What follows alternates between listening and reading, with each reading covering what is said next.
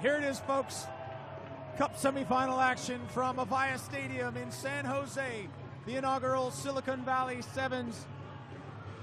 And it's Australia, a predictable semifinalist, against a not-so-predictable semifinalist, Chile, who has won the hearts of this crowd here in San Jose with consistent and inspiring play, Gareth Reese.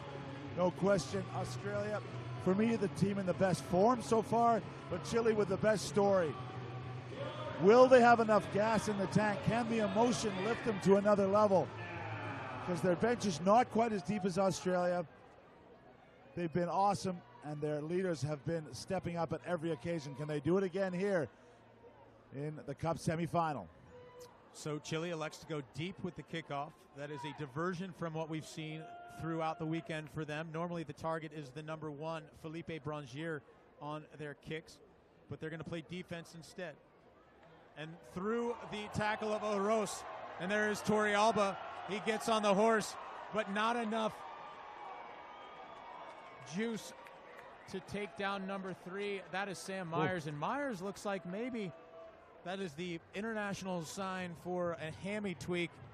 Yeah, Brian, I was actually in the elevator with these two this morning, Sam Myers and Longbottom, who's his supporting role. There's Myers showing his strength, but he is a good 1.5 feet taller than Longbottom. He's a huge unit. Well, they're standing side by side right now on the field. You can see. Just something tweaked I think Longbottom really standing next to anybody. Yeah. Is going to give up a few inches, besides maybe me. So keep an eye on that. Maybe a big loss. Great Staying try. on the field for the moment. Yeah, so Myers looks like he might be okay. Looks like he did kind of pull up a little bit abruptly after scoring that try, and a great conversion by Lewis Holland, the man they call Dutchie, who once trained to be a plumber, but now is one of the stalwarts for this Australian squad. And Chile looking to answer back.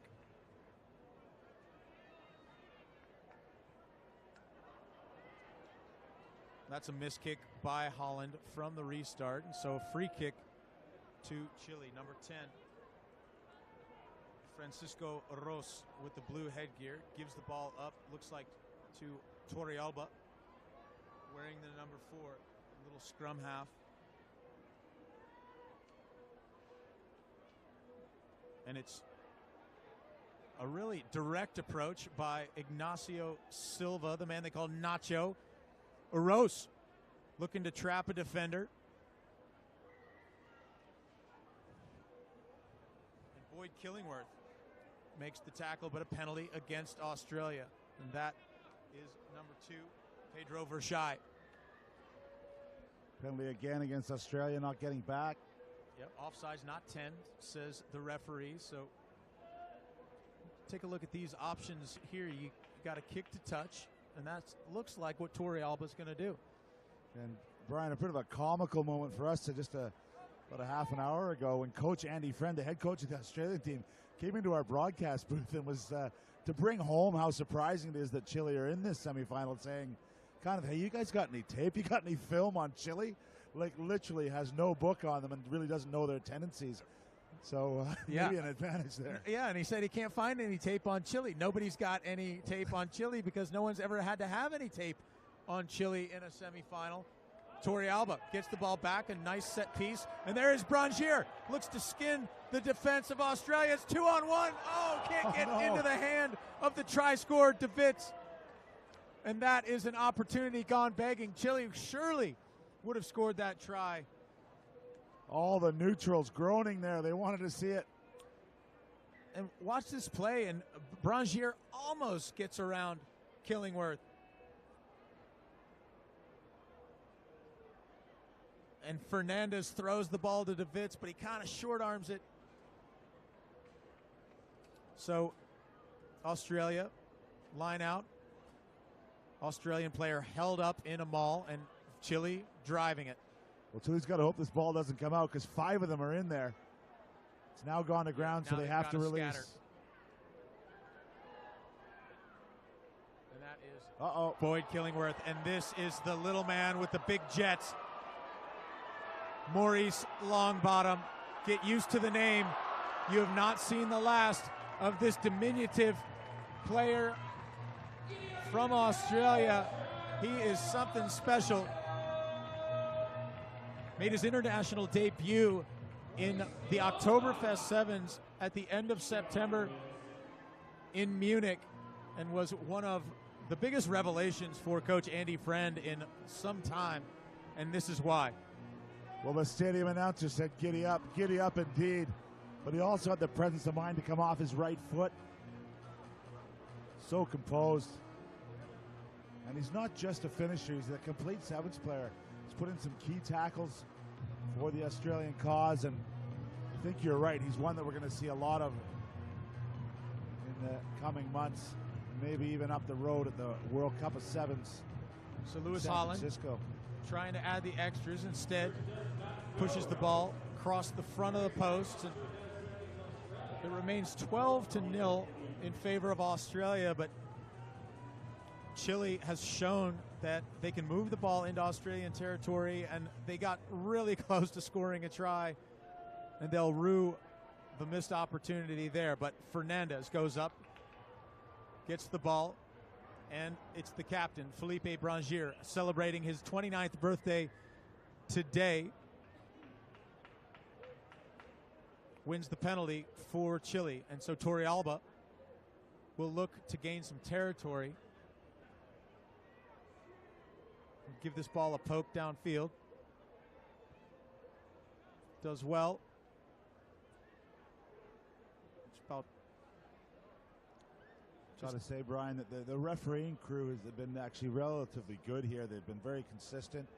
Good effort from them to really, the players are deciding the matches. But as the day two wears on here, sometimes you get some strange decisions. And let's hope there's no big ones come in, because a relatively inexperienced crew to be refereeing at this level, but they're doing a great job so far.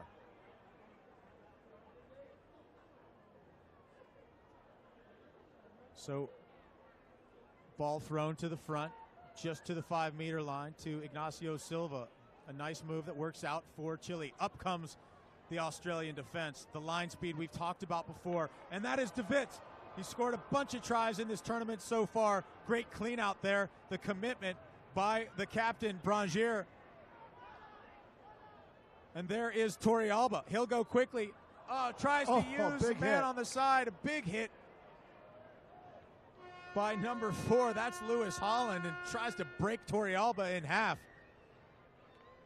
And Torrealba is a tough little cookie. Great hit by Holland. And so we'll go to the half. 12-0 is the score. Australia with a lead against Chile in this Cup semifinal. Placed in the finals. Rugby Sevens World by making it into the semifinal. Almost scored a try in the first half, and certainly a 12-7 scoreline, as you mentioned to me at the break, Gareth Rees, would have been a little bit more compelling for these Chileans, and certainly would have kept the crowd and their hopes alive. But still lots of rugby to play, and Chile with the ball. Well, if it's Maurice Longbottom with the ball and some space, I'll bet on him based on what I've seen. And the scrum half, Longbottom squirts over again for another try. And look at the use of space. The footwork, just tries to freeze the outside defender. What I like about him too, Brian, there's not a lot of showboating. It's kind of business. He knows that's his job. He's very clinical, gets on with it, and I would not want to be marking him one-on-one. It's one of the great things about sevens too, Gareth, is you got a guy like Longbottom who's been told throughout his rugby career that he was too small to play, and his dream was to play rugby league in Australia, but they told him that, he just didn't have enough punch.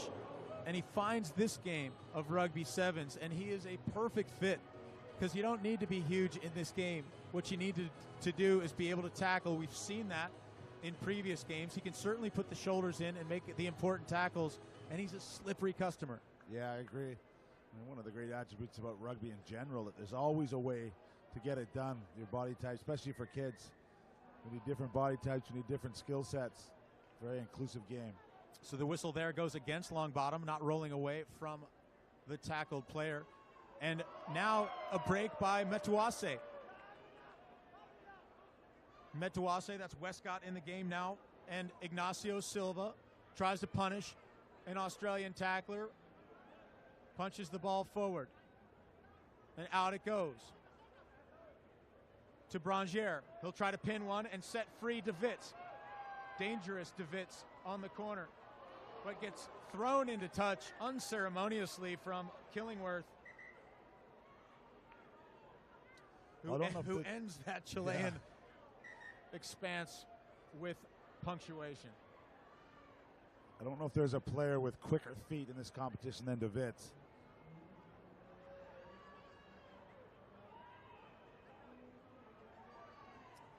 To put a little perspective on this for some of you who are just joining us in International Sevens, everyone wearing a yellow shirt is a professional rugby player. They live at a high-performance training center in Australia.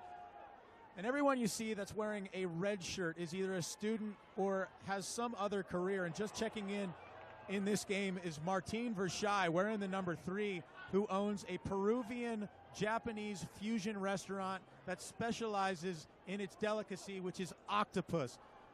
And how he'd love to cook something up for us in the in-goal area, Gareth Reese. Welcome back to the Food Network again with Brian Hightower. Well, it's just common that these mismatches sometimes that we see on the field are, the lifestyles of the players are completely it's a wonderful different story what Chile have provided here to the Silicon Valley Sevens. And they're not quitting. I mean, this is a big ask for them. Again, fitness levels is probably where that story you just laid out has the biggest impact on the game, but these guys are not quitting. Coach knows he's made some subs already, and they're trying everything here. They've done well to keep the ball. They've frustrated some defenses. And speaking of frustrating, it's Australia now with the ball. And great commitment there by, looks like Metuase on the job for Chile. And he regathers. No, it's DeVitz. And now some phantom calls coming out from the referee. And Simon Kennewell driving towards the line. Maurice Longbottom fishes it out. And there is the number 11 once again. And he looks to Anstey. And he's going to put it off his foot and almost gets it out. Yes, he does, to Killingworth. Killingworth running over Uros. And he'll dot one down. They're changing fortunes for Killingworth. Yesterday, missed 2 games because of a suspension. Now scoring a crucial try as his team looks destined to head into the final. It was the foot pass from the little man. Wasn't perfect, but it was just enough. And Uros, as we mentioned, about Vershai owning the restaurant. Uros is studying medicine. Out on the field right now, 2 fruit salesmen, a life insurance agent, a restaurant owner, and 2 business students, Gareth Reese. And they're holding their own against Australia.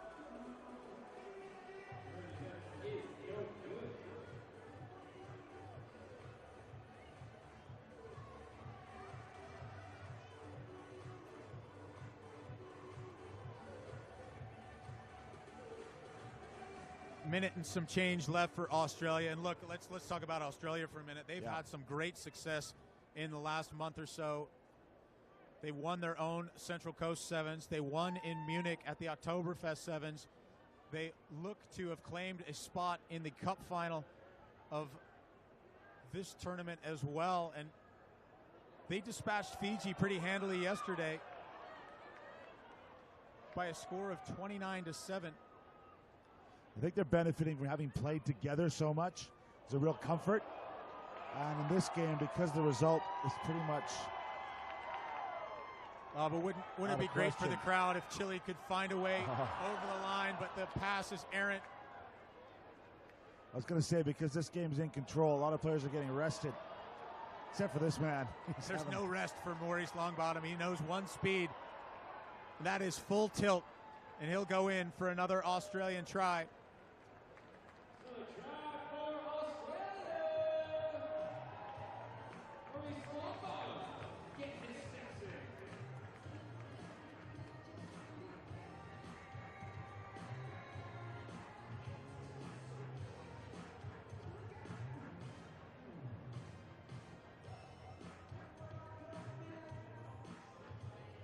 Yeah, we feared this at the beginning.